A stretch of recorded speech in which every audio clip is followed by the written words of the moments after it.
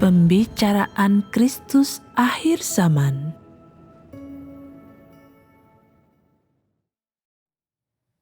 Esensi Kristus adalah kasih.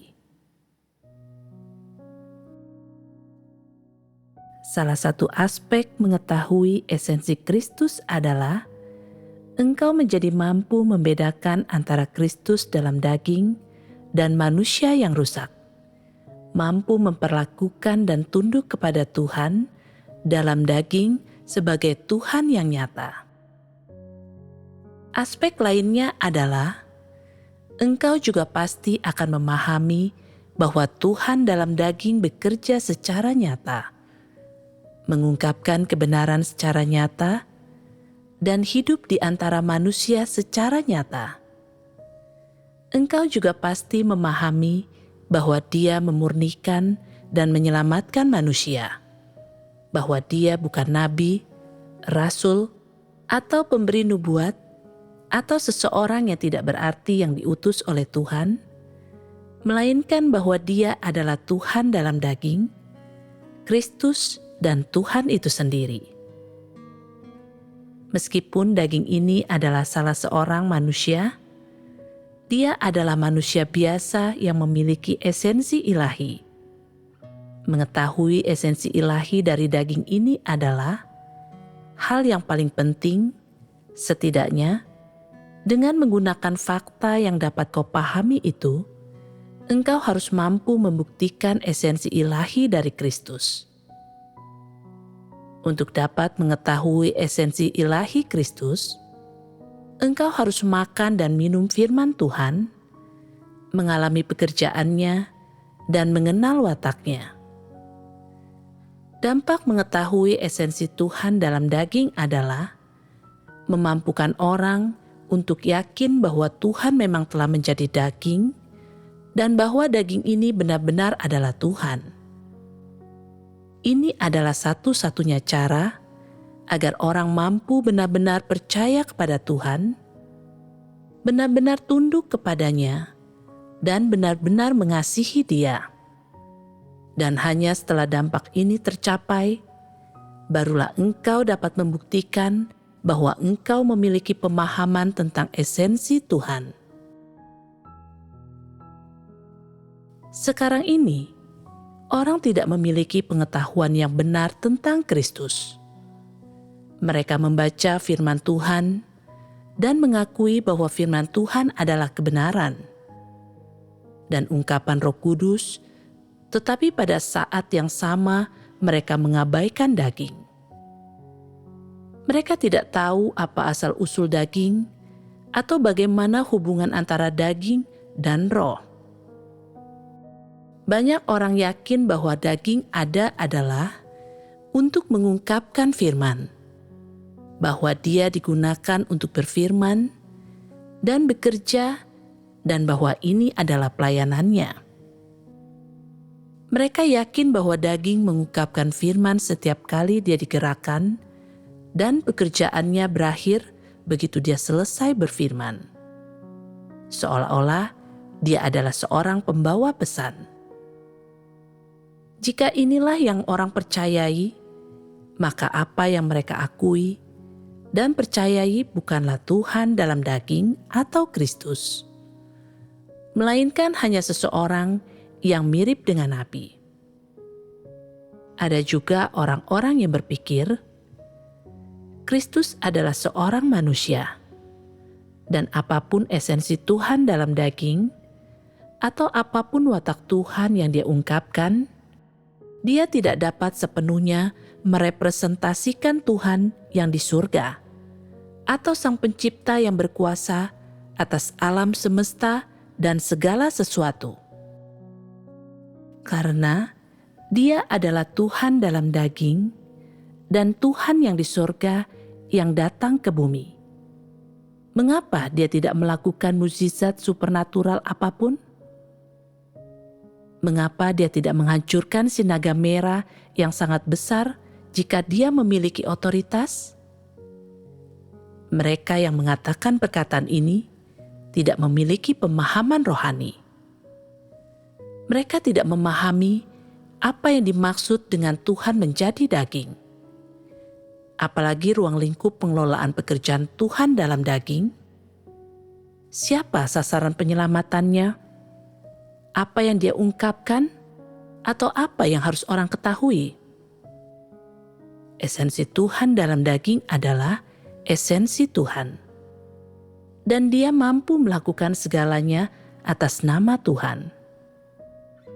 Dia adalah Tuhan itu sendiri, dan dia mampu melakukan segala sesuatu yang ingin dilakukannya.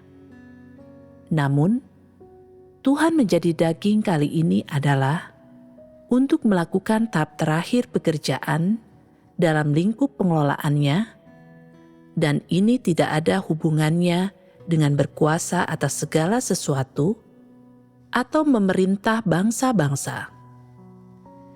Ini sama sekali tidak ada hubungannya dengan hal-hal itu. Karena itu, yang perlu engkau ketahui adalah apa yang akan orang jumpai dan mampu pahami selama tahap pekerjaan ini, esensi dari tahap pekerjaan ini, apa yang Kristus miliki dan siapa Kristus itu, serta pengungkapan wataknya. Apakah yang Kristus ungkapkan adalah esensi Tuhan? Apakah yang Kristus ungkapkan adalah watak Tuhan? Tentu saja. Namun, apakah yang Kristus ungkapkan sudah semuanya? Kuberitahukan kepadamu sekarang. Ini belum semuanya. Ini hanya sebagian kecil dan terbatas. Hanya yang mampu manusia lihat dengan mata telanjang, yang mampu mereka sentuh, dan yang mampu mereka pahami dengan pikiran mereka saat Tuhan telah menjadi daging. Ini belum semuanya. Dan ini hanya pekerjaan yang harus dilakukan dalam rencana Tuhan. Bagaimana cara paling jelas menjelaskan tentang Tuhan dalam daging? Sederhananya, Tuhan dalam daging berarti Tuhan mengambil wujud di bumi. Dia adalah Roh Tuhan yang mengenakan daging sebagai manusia biasa. Jika Roh Tuhan berada di dalam daging, apakah dia tetap berada di tempat lain? Ya. Tuhan memerintah atas alam semesta dan segala sesuatu. Dan di seluruh alam semesta ini hanya ada satu Tuhan yang memerintah atas semuanya. Dia itu Maha Kuasa, dan sekarang dia telah menjadi daging dan datang ke bumi.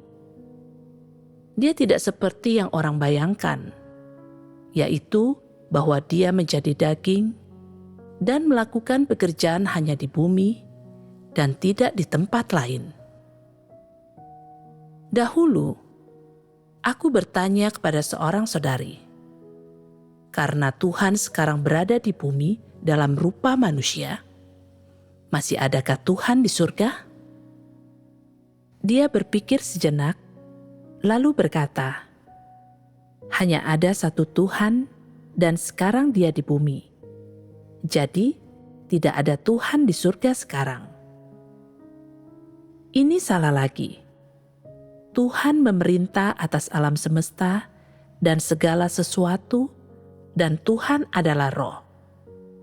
Dia ada di sini, di bumi, tetapi dia tetap memerintah atas segala sesuatu di surga dan melakukan pekerjaannya di bumi.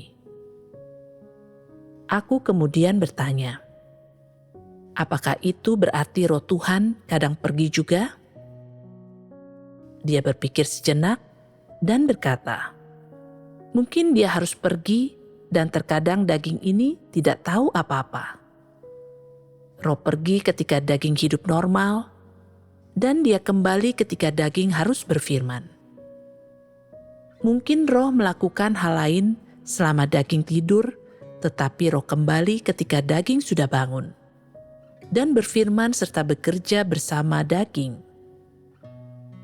Jika tidak ada pekerjaan yang perlu dilakukan, daging mungkin hanya melakukan tindakan manusia normal, dan memperlihatkan perwujudan manusia normal. Inilah yang dipikirkan banyak orang. Ada orang-orang yang khawatir.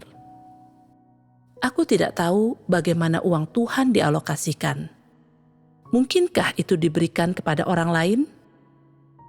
Pikiran manusia sangat rumit. Bagaimana mungkin orang yang pikirannya penuh dengan niat jahat berharap untuk mengejar kebenaran?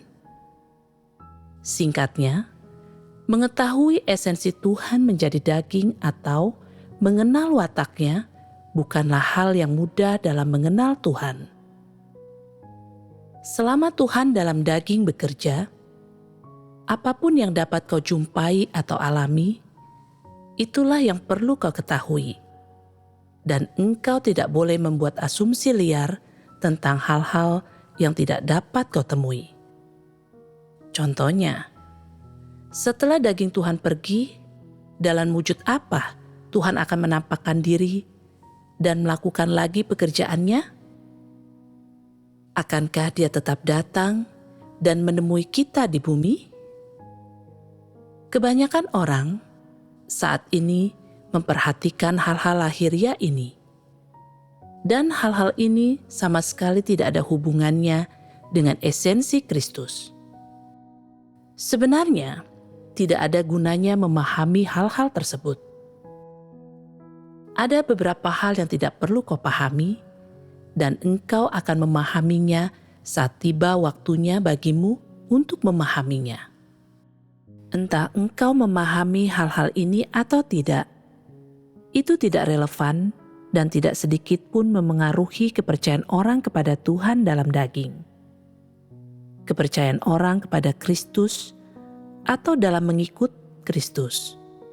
Hal-hal ini juga tidak sedikit pun memengaruhi orang dalam mengejar kebenaran atau dalam melaksanakan tugas mereka dengan baik. Dan jika engkau memahami hal-hal ini, itu juga tidak akan meningkatkan imanmu. Pada zaman dahulu, para nabi mengadakan tanda-tanda dan mukjizat. Lalu, apa yang orang dapatkan? Yang didapatkan semua ini adalah membuat orang mengakui keberadaan Tuhan. Para nabi itu bukanlah Tuhan. Sebanyak apapun mukjizat yang mampu mereka lakukan, karena nabi tidak memiliki esensi Tuhan.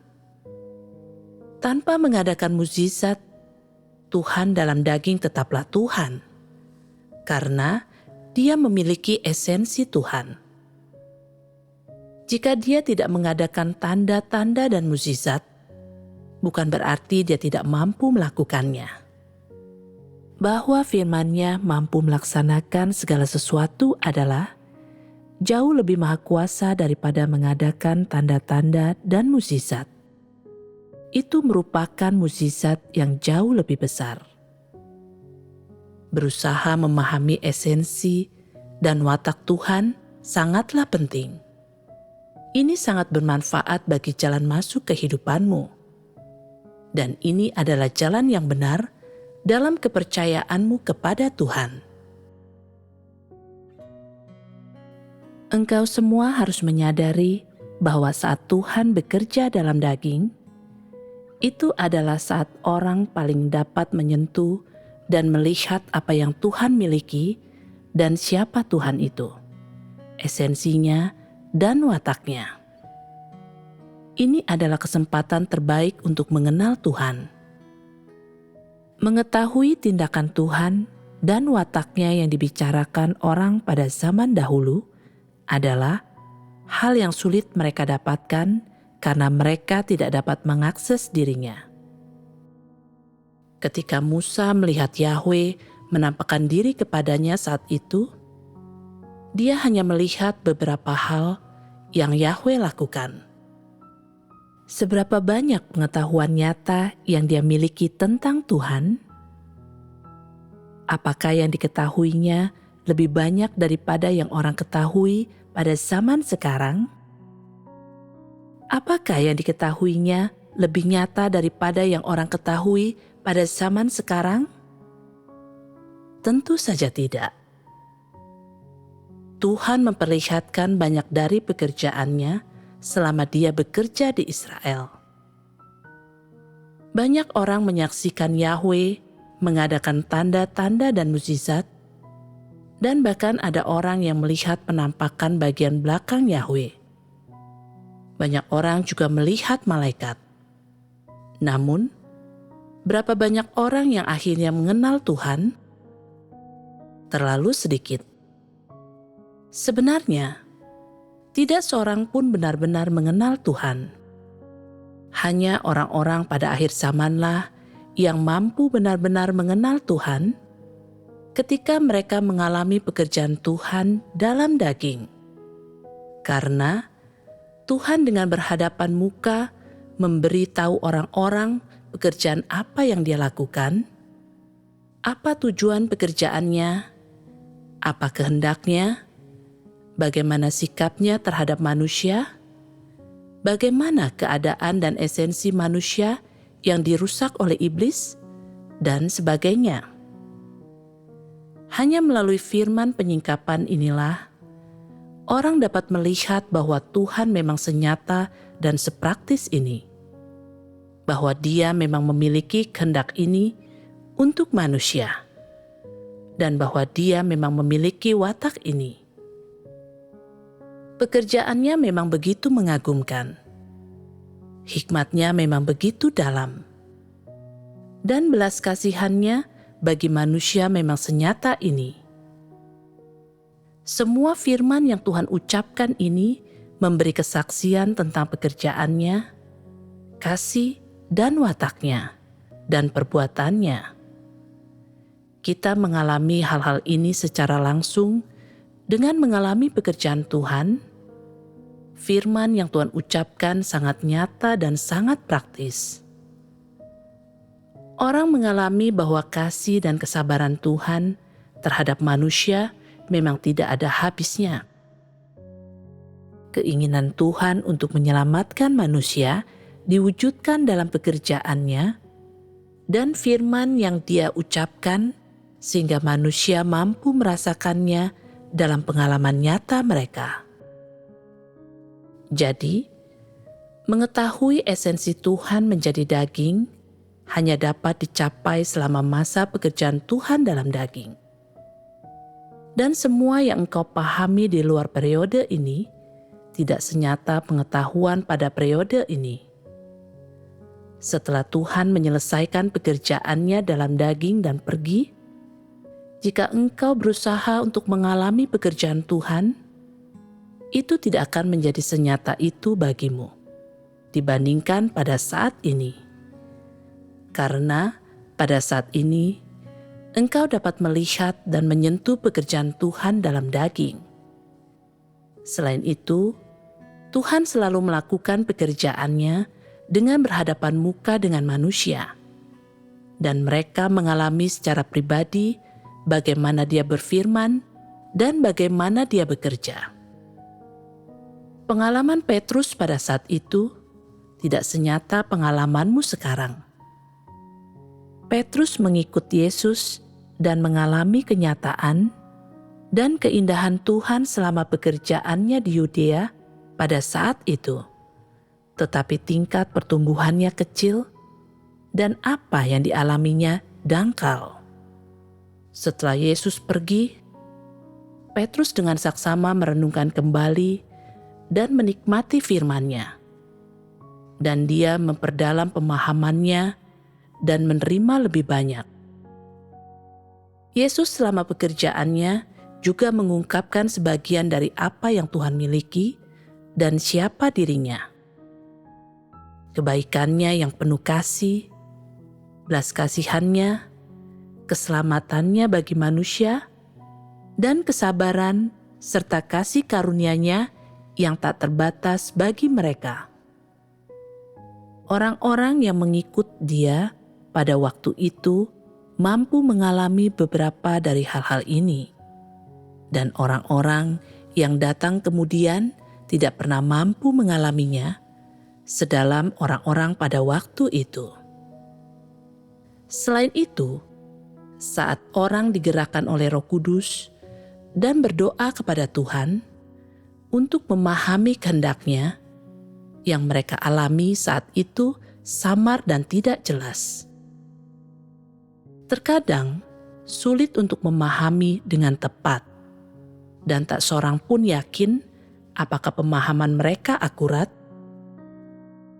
Oleh karena itu, saat Petrus akhirnya ditangkap dan dipenjarakan, ada orang-orang yang bahkan mencari cara untuk membebaskan dia. Sebenarnya, maksud Yesus pada saat itu adalah agar Petrus disalibkan sebagai kesaksian terakhirnya. Perjalanannya telah berakhir, dan Tuhan telah mengatur baginya untuk memberi kesaksian dengan cara seperti ini, sehingga dia akan memiliki tempat tujuan yang baik. Inilah jalan yang ditempuh Petrus.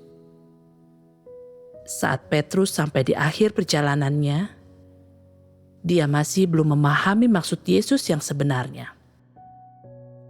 Dia hanya memahami maksud Yesus saat dia mengatakan kepadanya, "Jadi, jika engkau ingin memahami esensi Tuhan, yang paling bermanfaat adalah berusaha memahaminya saat Tuhan berada dalam daging. Engkau dapat melihat, menyentuh, mendengar, dan merasakannya secara mendalam. Jika engkau berusaha memahami dan mengingat kembali bagaimana Roh Kudus bekerja setelah pekerjaan Tuhan dalam daging berakhir, pengalamanmu tidak akan sedalam itu. Dan apapun pemahaman yang kau dapatkan, pemahamanmu itu akan dangkal. Pada saat itu, dia hanya akan dapat memurnikan watak rusak manusia. Setelah dimurnikan, orang akan mampu memahami kebenaran sedikit lebih banyak dan menggunakan kebenaran yang mereka dapatkan sebagai landasan bagi hidup mereka untuk mengubah watak rusak dalam diri mereka. Namun, sebanyak apapun engkau berusaha mengasihi dan mengenal Tuhan, kemajuanmu tidak akan benar-benar sebanyak itu. Kemajuan manusia ada batasnya, dan itu jauh dari manfaat mengalami pekerjaan Tuhan dalam daging dan mengenal Tuhan. Tuhan telah mengungkapkan banyak kebenaran saat Dia berada dalam daging, dan ada banyak orang yang melihat tetapi tidak memahaminya. Dan ada banyak orang yang mendengar tetapi tidak mengerti. Mereka ini adalah orang-orang yang tidak memiliki pemahaman rohani dan orang-orang yang tidak punya pikiran. Orang begitu tidak berhati nurani atau tidak bernalar, dan mereka tidak dapat merasakan betapa Tuhan mengasihi dan bersabar terhadap manusia. Manusia begitu mati rasa, sehingga mereka hanya memperoleh sedikit pemahaman, barulah mulai berjalan di jalur yang benar setelah pekerjaan Tuhan berakhir. Apakah esensi Kristus itu? Bagi manusia, esensi Kristus adalah kasih. Bagi mereka yang mengikut Dia, esensi Kristus adalah kasih yang tak terbatas.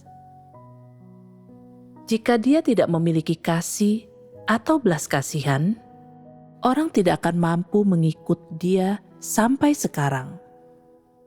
Ada orang-orang yang berkata, "Tetapi Tuhan itu juga adil." Memang benar, Tuhan itu adil. Tetapi dalam hal wataknya, keadilannya terutama diungkapkan melalui kebenciannya terhadap watak rusak manusia. Kutukannya terhadap para setan dan iblis, dan tidak dibiarkannya siapapun menyinggung wataknya. Jadi, apakah keadilannya mengandung kasih? Bukankah tindakannya menghakimi dan menyucikan manusia dari kerusakannya adalah kasih? Untuk menyelamatkan manusia, Tuhan telah menanggung penghinaan yang sangat besar dengan kesabaran yang luar biasa. Bukankah ini adalah kasih?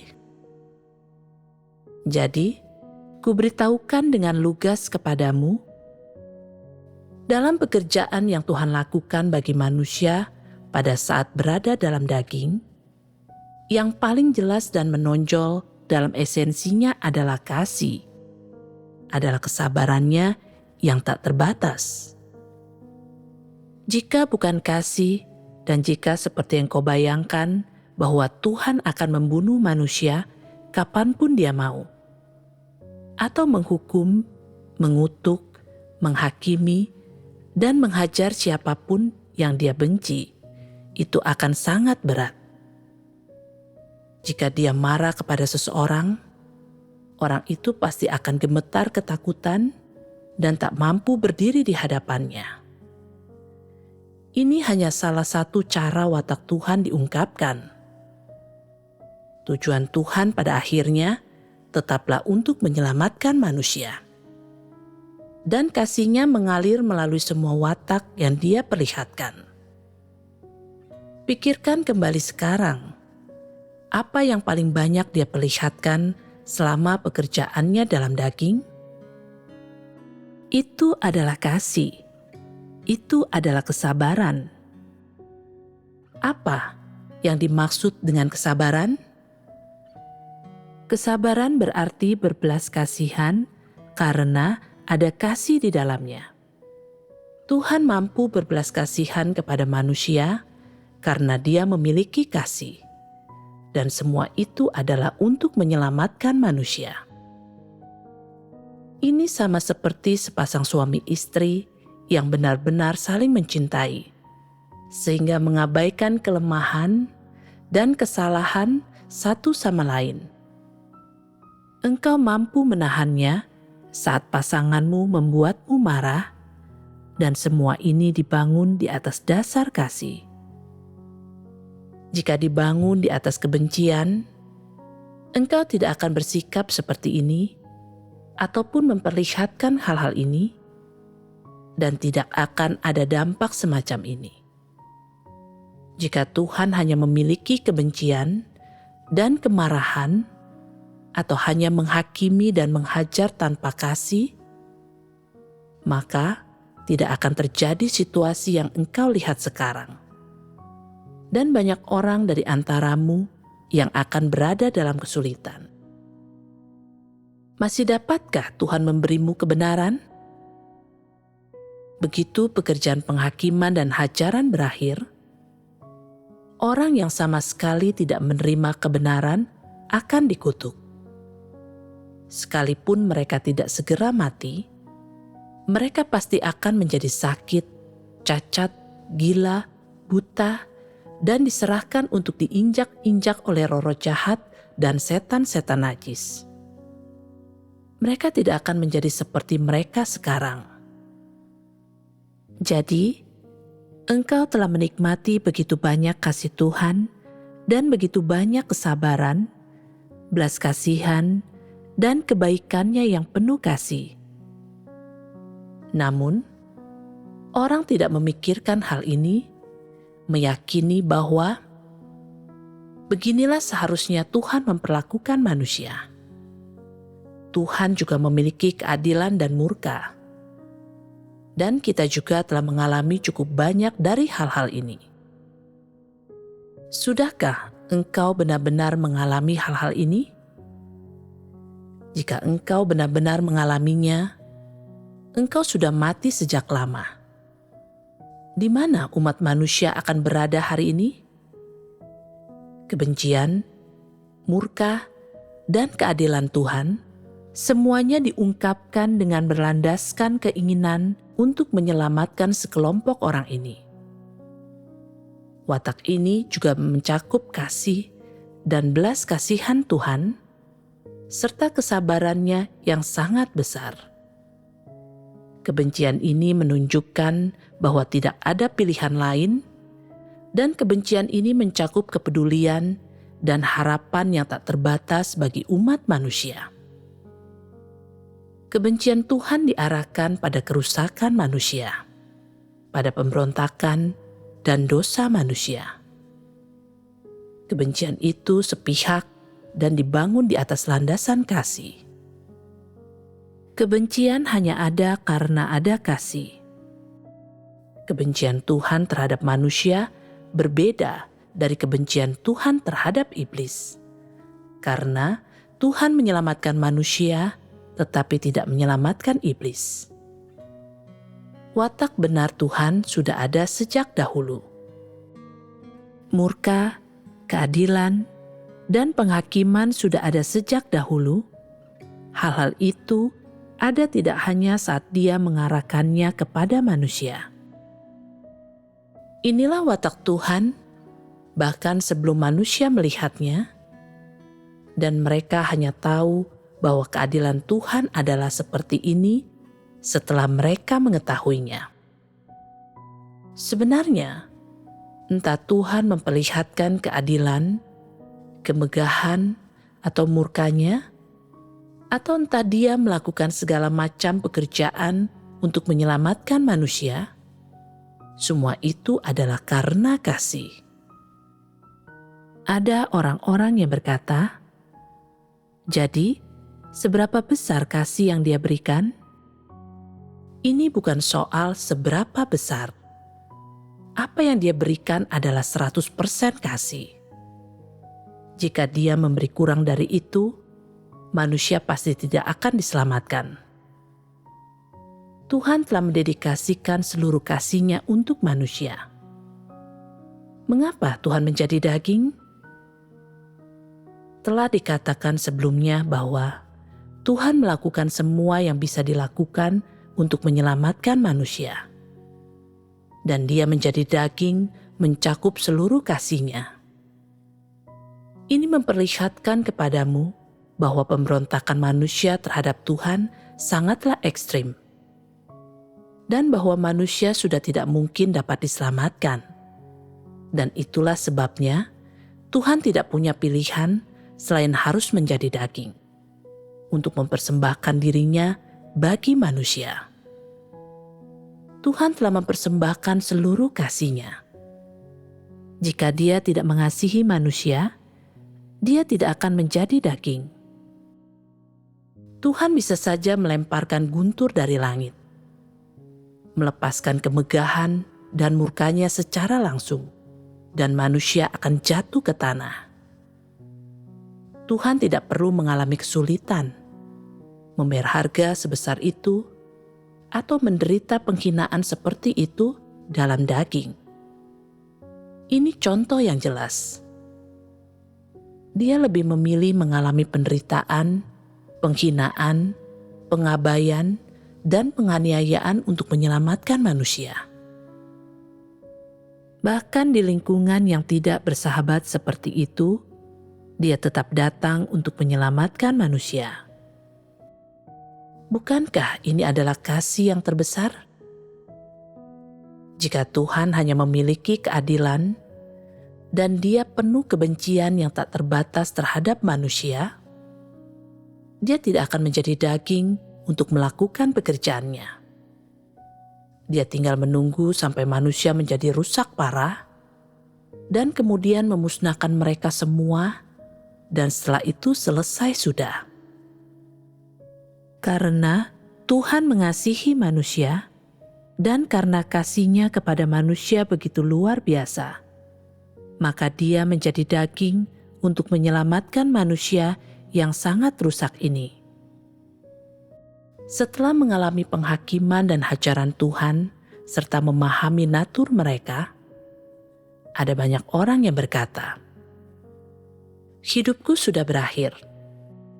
Aku takkan pernah bisa diselamatkan. Hanya setelah engkau percaya bahwa engkau tidak dapat diselamatkan, engkau menjadi sadar bahwa Tuhan benar-benar mengasihi dan bersabar terhadap manusia. Apa yang dapat manusia lakukan tanpa kasih Tuhan? Tuhan tetap berfirman kepadamu, meskipun natur manusia telah menjadi sangat rusak. Setiap kali engkau bertanya, Dia bergegas menjawab, khawatir manusia tidak akan mengerti, atau mereka mungkin tersesat atau bertindak ekstrim. Dengan semua ini, masihkah engkau tidak memahami betapa besarnya kasih Tuhan bagi manusia? Sekarang ini, banyak orang mengamati mengapa Tuhan dalam daging masih berada di bumi setelah pekerjaannya berakhir.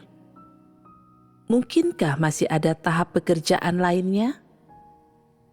Mengapa tidak bergegas dan melakukan tahap pekerjaan selanjutnya? Tentu saja ada maksud dalam hal ini. Setelah Tuhan dalam daging mengucapkan banyak firman, apa dampak yang telah tercapai dalam diri manusia?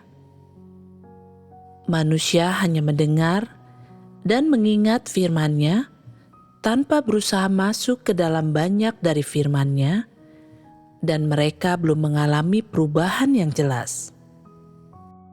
Dalam keadaanmu sekarang, banyak kebenaran masih belum jelas, dan masuk ke dalam kenyataan tentu tidak mungkin. Bahwa Tuhan menjadi daging dan mengucapkan begitu banyak firman, menurutmu apa tujuannya? Apa dampak akhirnya? Jika Dia memulai tahap pekerjaan selanjutnya sekarang dan membiarkan orang-orang ini melakukan semuanya sendiri, pekerjaan akan ditinggalkan separuh jalan. Pekerjaan Tuhan dalam daging harus dilakukan dalam 2 tahap utuh untuk menyelamatkan manusia sepenuhnya. Sama seperti pada zaman kasih karunia, Yesus datang dan dibutuhkan 33,5 tahun dari kelahirannya sampai Dia disalibkan dan naik ke surga. Ini bukan waktu yang lama menurut masa hidup manusia normal, tetapi ini bukan waktu yang singkat bagi waktu Tuhan di bumi. 33,5 tahun yang sangat menyiksa. Tuhan dalam daging memiliki esensi dan watak Tuhan, dan hidup bersama manusia yang rusak selama 33,5 tahun. Dan itu adalah hal yang menyakitkan. Entah manusia memperlakukan Dia dengan baik atau tidak, entah Dia memiliki tempat untuk meletakkan kepalanya atau tidak. Tanpa semua ini, sekalipun tubuhnya tidak menanggung banyak penderitaan jasmani, hidup bersama manusia adalah hal yang menyakitkan bagi Tuhan karena mereka tidak sama jenisnya. Sebagai contoh, jika manusia hidup sepanjang hari bersama babi, itu akan menjadi hal yang sangat menjengkelkan. Setelah beberapa lama, karena mereka tidak berjenis sama. Bahasa apa yang sama-sama dimengerti baik oleh manusia dan babi? Bagaimana mungkin manusia dapat hidup bersama babi tanpa menderita? Bahkan suami dan istri merasa muak hidup bersama jika mereka tidak sepenuhnya harmonis satu sama lain. 33,5 tahun Tuhan di bumi dalam rupa manusia adalah hal yang sangat menyakitkan, dan tak seorang pun dapat memahami Dia. Manusia bahkan berpikir Tuhan di dalam daging dapat melakukan dan mengatakan apapun yang Dia mau, dan ada sangat banyak orang mengikut Dia. Penderitaan apa yang dialaminya? Dia hanya tidak memiliki tempat untuk meletakkan kepalanya, dan dagingnya menanggung sedikit rasa sakit dan penderitaan. Kedengarannya itu tidak terlalu menyakitkan. Memang benar bahwa penderitaan ini mampu ditanggung dan diderita oleh manusia, dan tidak terkecuali oleh Tuhan dalam daging. Dia juga mampu menanggungnya, dan itu bukan penderitaan yang berat baginya. Penderitaan terbesar yang Dia tanggung adalah hidup bersama manusia yang rusak parah, menanggung ejekan, hinaan, penghakiman, dan kutukan dari segala macam manusia, dikejar oleh para setan, dan ditolak dan dimusuhi oleh dunia keagamaan yang menciptakan luka dalam jiwanya yang tak seorang pun dapat menyembuhkannya. Itu adalah hal yang menyakitkan. Dia menyelamatkan manusia yang rusak dengan kesabaran yang sangat besar. Dia mengasihi manusia tanpa menghiraukan luka-lukanya. Ini adalah pekerjaan yang sangat menyakitkan. Penentangan, kutukan, dan fitnah, tuduhan palsu, penganiayaan manusia yang kejam, serta pengejaran dan pembunuhan mereka membuat daging Tuhan melakukan pekerjaan ini dengan menghadapi resiko yang sangat besar. Siapa yang dapat memahami dia saat dia menderita rasa sakit ini? Dan siapa yang dapat menghiburnya? Manusia hanya memiliki sedikit semangat, dan mereka juga mungkin mengeluh atau memperlakukan dia secara pasif dan acuh tak acuh. Bagaimana mungkin dia tidak menderita karena ini? Dia merasakan penderitaan luar biasa di dalam hatinya. Dapatkah sedikit kenyamanan materi mengganti penderitaan yang disebabkan manusia kepada Tuhan? Apakah menurutmu makan dan berpakaian yang baik adalah kebahagiaan? Pandangan seperti ini tidak masuk akal. Tuhan Yesus melakukan pekerjaannya di bumi dan hidup selama 33,5 tahun.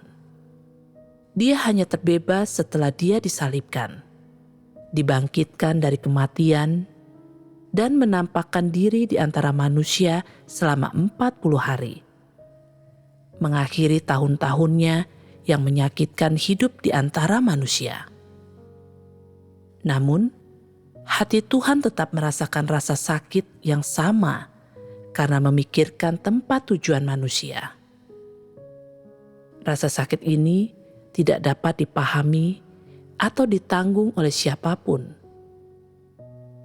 Tuhan Yesus disalibkan untuk menanggung dosa semua manusia, agar manusia memiliki landasan untuk keselamatannya.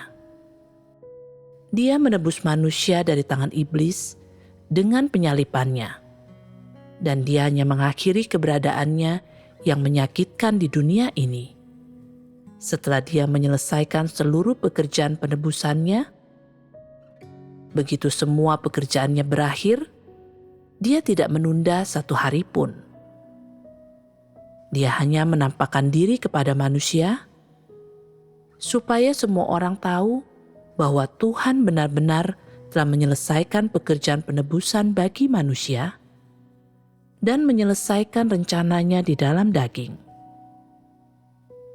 Dia tidak akan pergi jika ada sedikit saja dari pekerjaan itu yang belum selesai.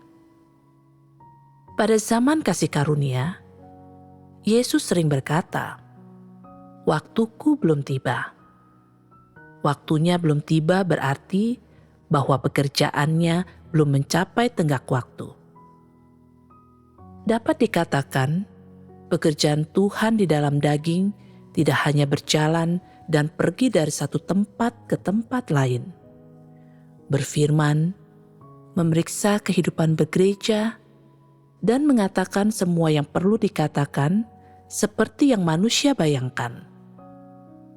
Setelah Tuhan dalam daging menyelesaikan pekerjaannya dan mengatakan semua hal ini, dia masih harus menunggu hasil akhir dan dampak yang akan dicapai oleh firman-Nya, dan melihat akan seperti apa manusia setelah memperoleh keselamatan.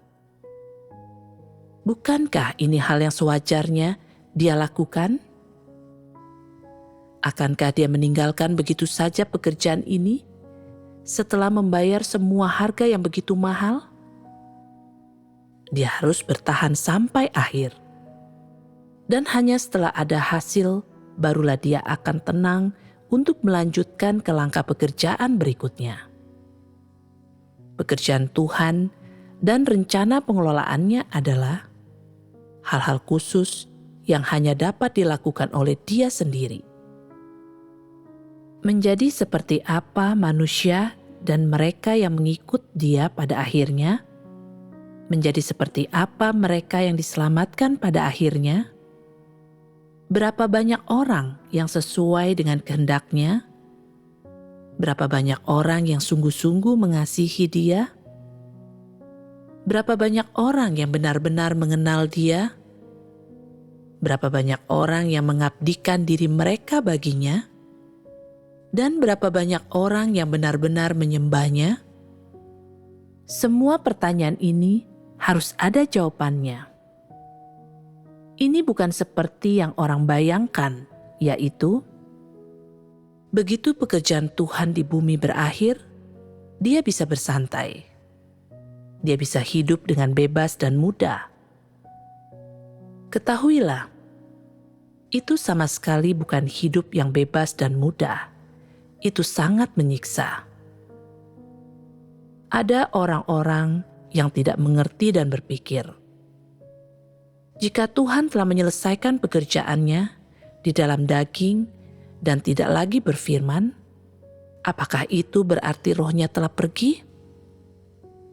Dengan pemikiran itu, mereka mulai meragukan Tuhan. Ada juga orang-orang yang berkata, setelah Tuhan menyelesaikan pekerjaannya dalam daging dan selesai berfirman, apakah dia benar-benar harus menunggu? Ya, pekerjaan Tuhan dalam daging memiliki lingkup tertentu. Itu tidak seperti yang orang bayangkan, yaitu bahwa itu berakhir begitu pekerjaan selesai, dan Roh Kudus dapat melakukan pekerjaan itu. Bukan begitu cara kerjanya. Ada beberapa hal yang menuntut daging untuk membimbing dan menangani secara pribadi. Tak seorang pun dapat mengambil alih hal-hal ini. Dan ini juga adalah makna pekerjaan Tuhan di dalam daging. Apakah engkau mengerti hal ini? Di masa lalu, aku pernah berkata kepada beberapa orang dengan marah, bergaul denganmu sangat menyakitkan. Ada orang-orang yang menjawab, jika engkau tidak mau bersama kami, mengapa engkau menunggu di sini? Inilah kasih Tuhan kepada manusia. Dapatkah Tuhan menanggung sampai sekarang jika tanpa kasih? Terkadang dia marah dan berbicara keras, tetapi dia tidak sedikit pun mengurangi pekerjaannya. Dia tidak melewatkan satu langkah pun. Dia akan terus melakukan pekerjaan yang harus dilakukannya dan terus mengucapkan firman yang harus diucapkannya. Dia melakukan dan mengatakan semua yang harus dilakukan dan dikatakan. Ada orang-orang yang berkata, mengapa sekarang Tuhan lebih sedikit berfirman dibandingkan sebelumnya? Karena langkah-langkah pekerjaan itu telah selesai dan tahap terakhir adalah menunggu. Aku hanya melakukan pekerjaan membimbing dan aku hanya menyusahkan diriku dengan semua yang bisa kulakukan. Mengapa aku selalu dalam keadaan kesehatan yang buruk pada tahap terakhir ini? Engkau tahu bahwa ini juga adalah sesuatu yang sangat bermakna. Ini adalah untuk menanggung penyakit dan rasa sakit manusia. Tuhan dalam daging dapat mengalami penyakit dan rasa sakit, tetapi ini semua datang secara bertahap. Pekerjaan yang tidak perlu dilakukan dibatasi oleh penyakit yang daging alami, dan itu tidak dapat dilakukan. Daging harus sedikit menderita ketika waktunya tiba. Tanpa banyak pembatasan, Dia akan selalu ingin lebih banyak berfirman kepada manusia dan menawarkan lebih banyak bantuan karena Dia sedang melakukan pekerjaan penyelamatan. Hal yang diperlihatkan oleh pekerjaan Tuhan dalam daging dari awal sampai akhir adalah kasih Tuhan. Esensi pekerjaannya adalah kasih, dan Dia mengaruniakan semua dan segala yang dimilikinya bagi manusia.